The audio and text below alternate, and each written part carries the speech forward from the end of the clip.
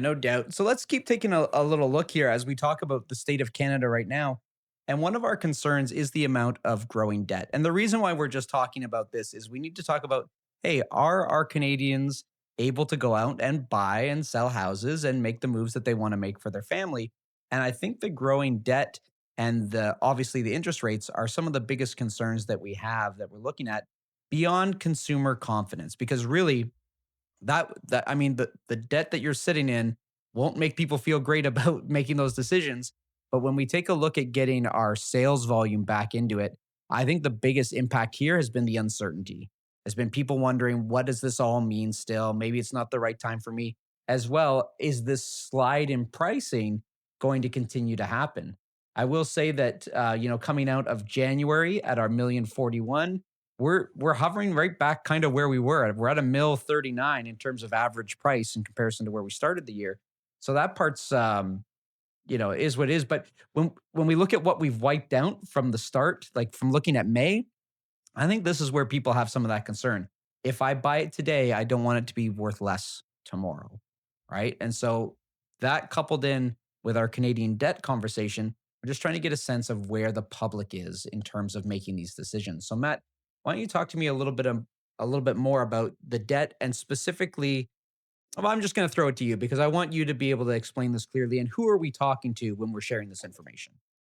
Well, so the reason I've highlighted this chart is, Canada has one of the highest debt to income ratios in the G7. Now, that's not a big deal as long as you can get rates down to a level where people can either refinance their debts and afford their monthly payments. But ultimately what's going on right now is one of the biggest worries that I've had for some time was, is something outside of our country going to happen that will affect our countries and our people's ability to refinance their debts and to be able to work with that. And the problem is, in Japan, we're starting to see their 10-year government bond yield rise quite significantly. And there's a thing called the carry trade, which a lot of countries around the world, a lot of investors around the world use. So you can see on the side here how the carry trade works. So borrow money in a country with a very low interest rate. So Japan had a significantly low interest rate from 2016 all the way up into the early 2020s. And then what countries would do is convert that money into another currency. So now you can convert it into USD, you can convert it into Canadian, and you can start buying those government bonds with that money. What's happened now is that the borrowing rate in Japan is not cheap anymore. It's expensive, which means less and less people are borrowing that money from Japan and buying Canadian and US government bonds, which ultimately means if you have less buyers for the bonds, the yield has to go up on those. And that's what we're seeing right now.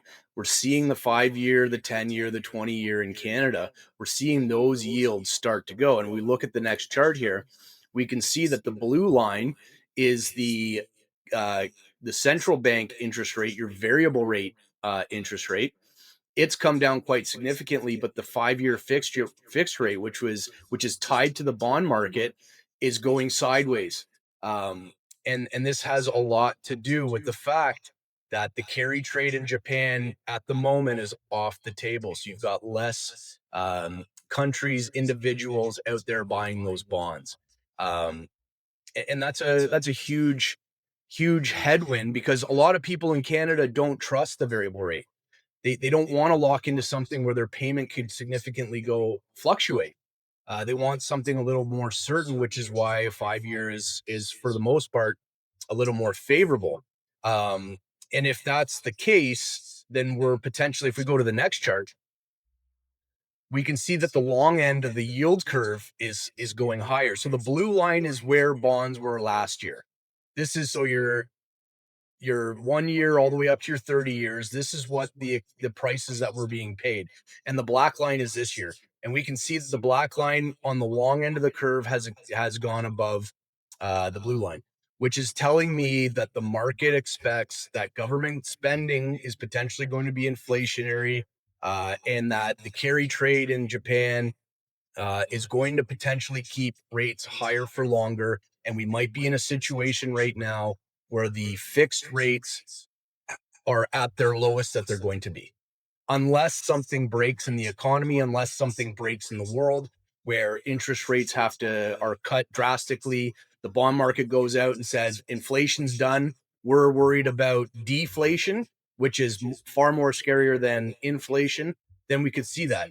But as of today, with the data that we have, the markets are telling us that the fixed rates are likely done. And that's a scary thing when you look at the initial chart about the amount of debt that's in this country, the amount of debt that's owned by people, the amount of debt that's owned by corporations, the amount of debt that's owned by governments. They need interest rates to come down to, like in this chart that we have up right now, we can see from 2009 all the way to 2022, we had significantly low rates. Also, borrowers on a 5-year period were able to refinance their debts at a lower rate. Households refinance their debts at a lower rate, and the price of the property was significantly more expensive. And we're at a time now where people are refinancing into a higher rate, and potentially anyone that bought in 2001 is refinancing potentially at a lower valuation than what they purchased in 2021. Okay, so what I'm hearing in, because I'm looking at these charts and there are a lot for me to look at as well. I think what I'm really hearing you say is because of some outside factors, outside of our country, even we're seeing the bond market say we can't drop these lower right now. That's just going to be a challenge for us. So we're seeing the You variable have to rate, have the a Bank of buyer for Canada. that debt. You have to have Yeah, a buyer for exactly. the debt. So the central bank could come in and buy up all the debt and drive the fixed rates down. They I could don't want do to. I that. don't want to go. I don't want to go deeper on that Yeah, for a second. yeah. I just want to make sure everybody's taking away from what Matt is sharing here is that our challenge is going forward. We don't think those fixed rates are going to come down too much.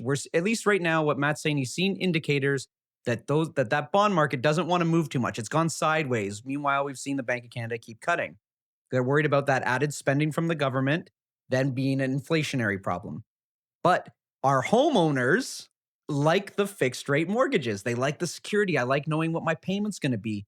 But we're in a time where now people that are renewing, are refinancing, are going to be doing so at those higher rates. And for one of the first times in a while, we're doing so, like in the stretch, anyways, we're doing so when we don't have the equity in the home that we used to have. So, what Matt's saying is a little bit of a headwind in terms of like a leading indicator for some of the challenges we might see. Do I feel like I got that right there, Matt? Or Got it. You hit the nail on the head. And I'll add one other thing is, since the 2008 financial crisis, I found that more and more people, when they go to renew their mortgage, are actually refinancing the mortgage because they have credit cards or auto loans that are at a yes, higher rate than what. So it's easy. It's better for them just to put it on their mortgage because they're paying an extremely lower rate to carry that debt. And now they're at a position where, listen, you can't roll that debt into your mortgage right now because you haven't built enough equity up. equity. Now, this is not everybody. This Yep, is a small fraction of the market that, well, not a small fraction because a lot of people refinanced at these extremely low rates during 2020 to 2022. Um, but this is something we have to keep an eye on, and it's something that's going to come to a head in 2026 because that's when a lot of the prices were at their highest back in 2021.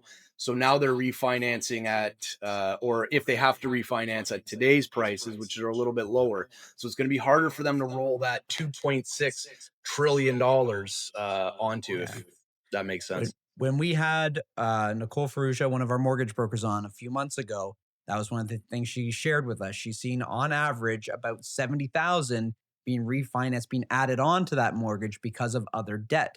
That those headlines with that debt load, this is how that impacts people specifically in the real estate world, is they're adding that on to their mortgages. And Dylan, if you just go back to that, go back one more Yep. right here, you can see from 2018 to 2022, interest rates were not too far off from where they were today. Right? So a lot of those people that were rolling those debts in over the last couple of years, they were not as low as what we saw between 2020 and 2022. Those debts were extremely cheap that people were getting, and now we're unfortunately significantly above those levels. those levels.